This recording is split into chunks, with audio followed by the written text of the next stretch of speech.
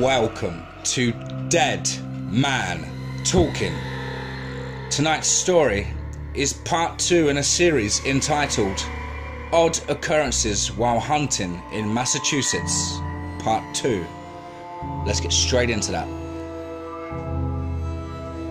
I'd like to start this post off with thanking everyone for their support and suggestions as to what the sounds were. I'm in the process of talking to more guides who have had some crazy things happen to them while camping, fishing or hunting, and I hope to come out with more soon. If you haven't read the first one, here's the link below. Now on with tonight's story. Another story that I would like to share actually happened in a different part of the state. Part of my family lives in the more eastern parts of MA, and this is a story that happened to my cousins and a few of his friends while they were camping around the Freetown Fall River State Forest. Many people in Massachusetts are familiar with a place called Bridgewater Triangle.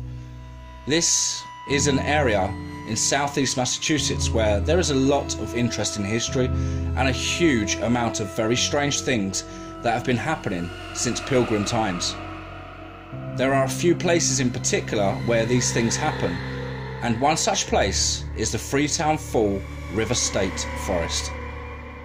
For those of you that don't know, the state forest has a very dark past. There have been cryptid sightings, confirmed Satanists performing rituals in the forest, and of course, murders.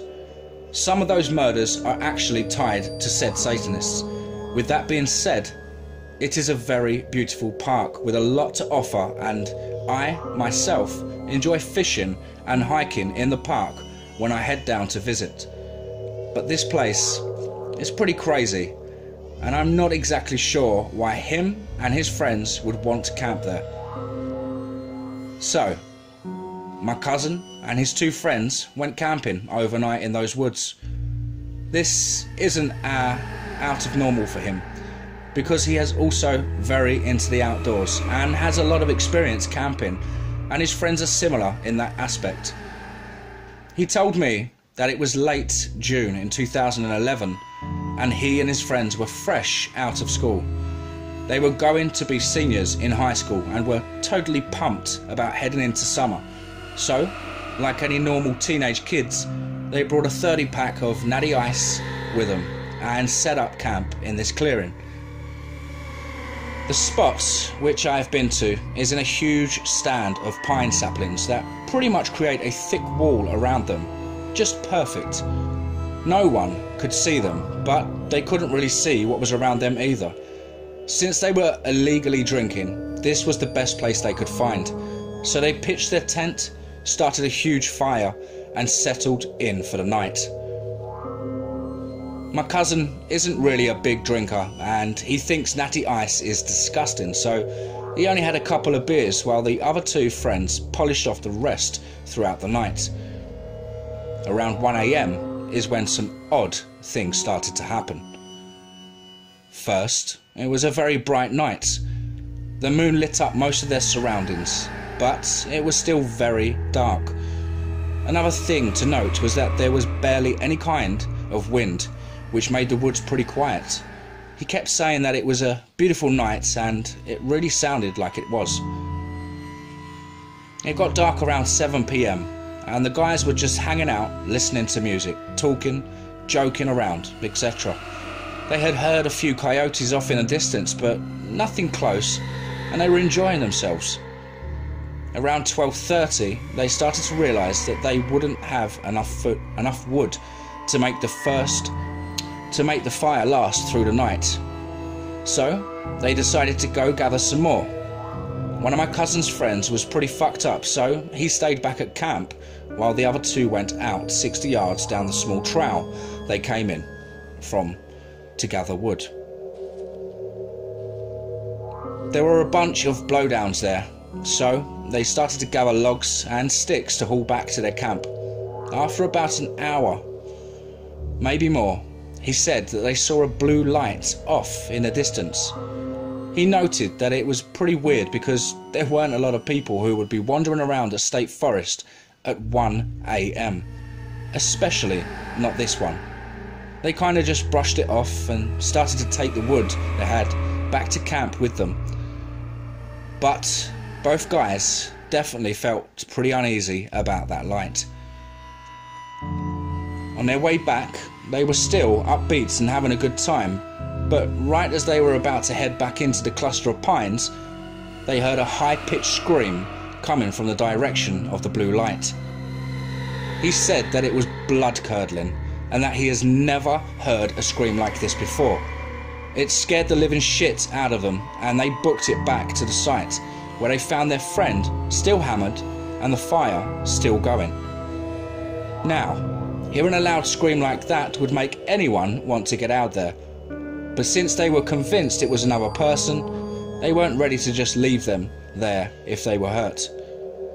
They brought up calling the cops, but they were all drinking and didn't want to get arrested or in trouble with any of their parents.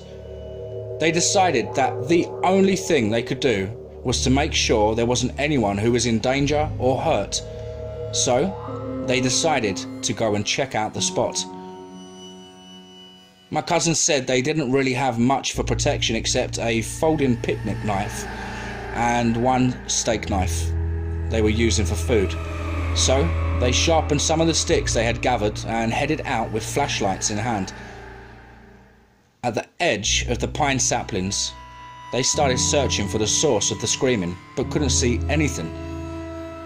They wandered around the area for 15-20 minutes and couldn't see shit, so they started to head back when one of my cousin's friends saw the blue light.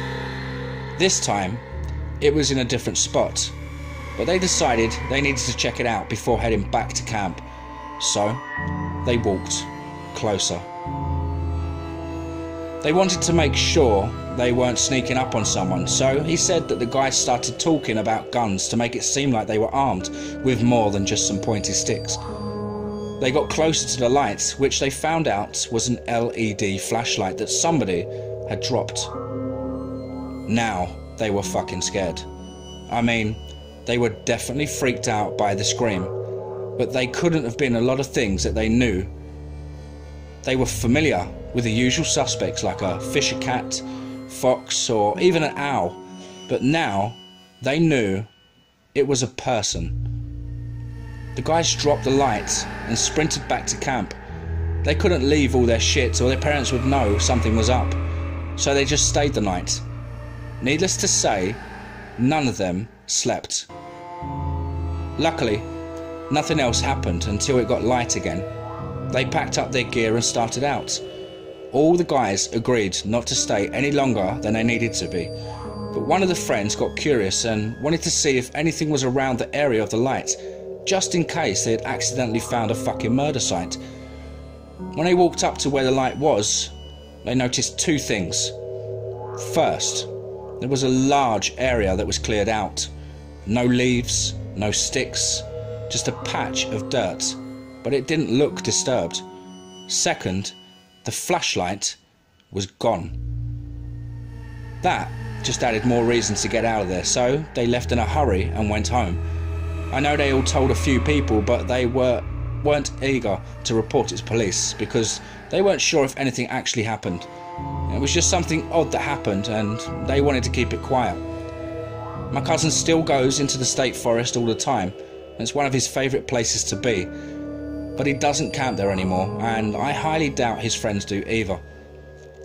Thanks again guys for listening. I really do enjoy sharing these family stories with you guys, and I want to speak with a few more uncles who I know have had great ones from around New England, so hopefully I can post again soon. Please let me know what you think and if you'd like to hear more. Wow, I absolutely do. I don't know about you guys. Please do let us know down below in the comments.